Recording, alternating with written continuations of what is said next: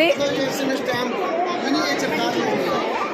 These are all called as miniatures. అంటే car అంటే పెద్దది ఉంటుంది కదా, దాన్ని చిన్నగా చేస్తే ఇలా ఉంటుంది. ఇది ఫెరారీ కారు, ల్యాంబర్గిని.